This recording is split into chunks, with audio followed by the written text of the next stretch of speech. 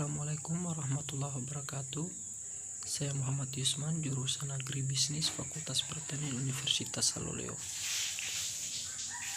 Video kali ini saya akan menjelaskan hasil review saya dari sebuah jurnal, di mana jurnal yang saya review ialah berjudul Analisis Fungsi Produksi COP12 pada Kegiatan Sektor Usaha Mikro di Lingkungan UIN Syarif Hidayatullah Jakarta, yang dimana penulisnya ialah Fitri Amalia. Tujuan saya membuat video kali ini adalah untuk memenuhi salah satu tugas ujian akhir semester dari mata kuliah Ekonomi Produksi. Usaha mikro telah menunjukkan keunggulannya untuk bertahan dari krisis dikala usaha besar banyak yang mengalami kemunduran. Hal ini dikarenakan usaha mikro memiliki bahan baku yang murah dan tidak memiliki utang besar dalam bentuk dolar seperti halnya usaha besar. Alasan mengapa usaha mikro dapat bertahan di tengah krisis yang pertama ialah sebagian besar usaha mikro memproduksi barang konsumsi dan jasa-jasa dengan elastisitas permintaan terhadap pendapatan yang rendah. Maka tingkat pendapatan rata-rata masyarakat tidak banyak berpengaruh terhadap permintaan barang yang dihasilkan. Nah, yang kedua ialah karena sebagian besar usaha mikro tidak dapat modal dari bank. Implikasinya keterpurukan sektor perbankan dan naiknya bunga tidak banyak mempengaruhi sektor ini. Tinggi rendahnya output produksi pada usaha mikro dipengaruhi oleh beberapa faktor input, diantaranya faktor modal, faktor kerja, faktor pendidikan, dan faktor teknologi. Usaha mikro itu sendiri merupakan skala usaha yang jumlahnya paling besar dibandingkan dengan skala usaha lainnya terhadap total usaha yang ada di Indonesia, yaitu sekitar 98,88% pada tahun 2009 dan 98,85% pada tahun 2010. Nah, hal ini menunjukkan bahwa usaha mikro telah berperan besar dalam menciptakan lapangan pekerjaan sehingga dapat mengatasi masalah pengangguran. Menurut Sortati dan Fotorozi pada tahun 2003, mereka mengemukakan pendapatnya bahwa produksi merupakan hasil akhir dari proses aktivitas ekonomi dengan memanfaatkan beberapa masukan atau input. Maka dengan pengertian ini dapat dipahami bahwa kegiatan produksi adalah mengkombinasikan berbagai input atau masukan untuk menghasilkan output. Analisis pengaruh input terhadap output ini dijelaskan dalam suatu fungsi produksi. Fungsi produksi yang umumnya digunakan adalah fungsi produksi dari COP12. Fungsi produksi COP12 merupakan suatu fungsi atau persamaan yang menunjukkan pengaruh input yang digunakan dengan output yang diinginkan, yang dimana fungsi produksi COP12 dirumuskan sebagai berikut. Q sama dengan AL pangkat alfa K pangkat beta, di mana Q menunjukkan jumlah produksi atau output, L menunjukkan jumlah tenaga kerja, dan K menunjukkan jumlah modal. Nilai alfa dan beta pada persamaan COP12 masing-masing menunjukkan elastisitas faktor input dari L dan K. Modal manusia juga dapat tercermin dari adanya kegiatan riset dan pengembangan (Research and Development R&D) yang menghasilkan tingginya jumlah tenaga kerja terdidik. Dengan memasukkan kegiatan R&D ke dalam model pertumbuhan, maka pertumbuhan dapat dirumuskan sebagai berikut, di mana G sama dengan F buka kurung H, beta, pi, R, yang dimana H menunjukkan human capital, P menunjukkan inovasi, dan R menunjukkan tingkat bunga. Berdasarkan persamaan di atas, maka dapat disimpulkan bahwa salah satu yang mempengaruhi pertumbuhan ekonomi adalah modal manusia yang diperoleh melalui pendidikan. Secara matematik, fungsi produksi COP12 dapat diubah menjadi bentuk linear berganda dengan cara meln-kan persamaan tersebut sebagai berikut. ln Y sama dengan ln A ditambah B1 ln X1 ditambah B2 ln X2 ditambah B3 ln X3 ditambah B4 ln X4 dan seterusnya. Selanjutnya ialah berbicara soal metode. Variabel dalam penelitian ini meliputi modal, tenaga kerja, tingkat pendidikan, dan dami teknologi sebagai variabel independen, sedangkan output produksi yang diukur dengan nilai omset menjadi variabel dependen. Konsep variabel dan pengukuran yang digunakan dalam penelitian ini meliputi faktor input adalah faktor produksi yang digunakan dalam proses produksi. Faktor input tersebut dalam penelitian dikelompokkan pada faktor input modal, tenaga kerja, tingkat pendidikan, dan serta teknologi. Variabel teknologi menggunakan variabel dummy dengan dua kategori, yaitu usaha mikro yang menggunakan teknologi dan usaha mikro yang tidak menggunakan teknologi. Teknologi yang dimaksud dalam variabel ini berupa teknologi dalam kegiatan atau produksi dari usaha yang dijalankan, maupun berupa teknologi informasi dan komunikasi. Output adalah keluaran yang digunakan selama 1 tahun yang dinyatakan dalam rupiah. Output di sini dapat pula diukur dengan penerimaan total maupun omset. Penelitian ini bersifat kuantitatif dan data yang digunakan adalah data cross-section. Data yang digunakan dalam penelitian ini adalah data primer yang langsung diperoleh dari responden. Dalam hal ini adalah pelaku usaha mikro yang berada di lingkungan UIN Syarif Hidayatullah Jakarta. Data ini diperoleh melalui kuesioner tertutup, namun ada pertanyaan yang menggunakan kuesioner keduanya, setengah tertutup dan setengah terbuka, yakni pertanyaan yang sebagian kemungkinan jawaban telah disediakan oleh peneliti. Akan tetapi, responden masih diberi peluang untuk memberikan jawaban yang berbeda dari yang telah disediakan. Karena keterbatasan peneliti, maka pelaku UMKM yang dijadikan respon hanyalah yang berada di Pasanggerahan. Alasannya, karena di samping lokasi yang berbatasan langsung dengan kampus 1 UIN, juga daerah ini cukup padat dengan tempat usaha. Model yang akan digunakan dalam penelitian adalah bentuk fungsi produksi COP12. Fungsi produksi COP12 itu sendiri merupakan suatu fungsi yang melibatkan 2 atau lebih variabel, yaitu variabel dependen dan variabel independen. Fungsi produksi COP12 menghubungkan antara faktor produksi input dengan keluaran atau output. Dengan demikian, model persamaan yang digunakan adalah sebagai berikut, di mana persamaannya ialah ln prod sama dengan alpha ditambah beta 1 ln cap ditambah beta 2 ln tk ditambah beta 3 ln edu ditambah beta 4 dvtech, yang dimana prod menunjukkan output produksi, cap menunjukkan modal, tk menunjukkan tenaga kerja, edu menunjukkan tingkat pendidikan, dan dvtech menunjukkan dummy variabel teknologi. Selanjutnya ialah hasil dan pembahasan. Sesuai dengan permasalahan dan perumusan model yang telah dikemukakan pada bab sebelumnya serta kepentingan pengujian hipotesis, maka teknik analisis dalam penelitian ini selanjutnya dilakukan dengan menggunakan analisis regresi linear berganda. Sebelum dilakukan pengujian dengan regresi linear berganda, terlebih dahulu dilakukan pengujian asumsi klasik yang terdiri dari uji normalitas, uji multikoloneritas, uji heteroskedastis, dan uji autokorelasi. Nah, yang pertama ialah uji normalitas, yang dimana uji normalitas data merupakan salah satu asumsi yang diperlukan dalam regresi linear berganda. Uji normalitas digunakan untuk mengetahui apakah residual dari data berdistribusi normal atau tidak. Pada penelitian ini, untuk menguji normalitas data yang digunakan, uji Jar-Kubera. Kriteria yang digunakan adalah jika nilai probabilitas Jar-Kubera tes atau lebih dari 0,05, maka dikatakan berdistribusi normal. Nah, seperti yang terdapat pada tabel 1, yaitu tabel hasil uji Jar-Kubera. Pada tabel di samping diketahui bahwa nilai probability sebesar 0,627 atau lebih dari alpha 0,05, yang berarti model empiris yang digunakan mempunyai residual atau faktor yang pengganggu yang berdistribusi normal. Selanjutnya ialah uji multikoloneritas. Setelah dilakukan uji multikoloneritas pada variabel-variabel bebas dengan pengukuran terhadap varian inflator faktor VIV, hasilnya menunjukkan bahwa semua variabel bebas pada model yang diajukan bebas dan multikoloneritas. Hal ini ditunjukkan dengan nilai VIV yang berada di bawah 10, sehingga dapat dikatakan bahwa persamaan tidak mengandung multikoloneritas seperti dapat dilihat pada tabel 2 di bawah ini. Dari tabel tersebut dapat disimpulkan bahwa semua variabel bebas atau independen tidak terkena multikoloneritas sehingga dapat digunakan untuk penelitian. Selanjutnya ialah uji autokorelasi, yang dimana uji yang dikenal untuk mendeteksi autokorelasi adalah uji Durbin-Watson.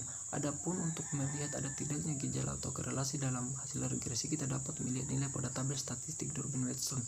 Apabila nilai DW lebih dari nilai DL, maka dicurigai terdapat autokorelasi dari hasil pengolahan. Didapat nilai Durbin-Watson yaitu 1,527, sedangkan dengan N sama dengan 60 dan K sama dengan 4 diperoleh dari tabel DW. DL sama dengan 1,444 dan DU sama dengan 1,727. Sementara nilai Durbin-Watson 1,527 lebih besar dari nilai DL 1,44 dan lebih kecil dari nilai DU 1,727. maka dapat disimpulkan bahwa dalam model regresi ini terdapat autokorelasi. Tabel 3 ini menunjukkan hasil uji heteroskedasitas Rank Spearman. Selanjutnya ialah uji heteroskedasitas. Uji heteroskedasitas bertujuan untuk menguji apakah dalam model regresi terjadi ketidaksamaan variasi dari residual satu pengamatan ke pengamatan yang lain. Untuk menguji heteroskedasitas dapat diketahui dari nilai signifikan korelasi rank Spearman antara masing-masing variabel independen dengan residualnya. Jika nilai signifikan lebih besar dari alfa 5%, maka tidak terdapat heteroskedasitas, dan sebaliknya jika lebih kecil dari alfa 5%, maka terdapat heteroskedasitas. Berdasarkan tabel 3 tersebut di atas, maka kolom residual dapat dilihat bahwa nilai korelasi berdasarkan koefisien adalah rendah atau nilai signifikan sig2 Thailand. Masing-masing variabel independen di atas 5%, artinya masing-masing variabel independen atau modal, tenaga kerja, tingkat pendidikan, dan teknologi tidak mempunyai hubungan dengan residualnya. Dengan demikian dapat disimpulkan bahwa tidak dapat heteroskedasitas pada model regresi linear berganda yang diperoleh.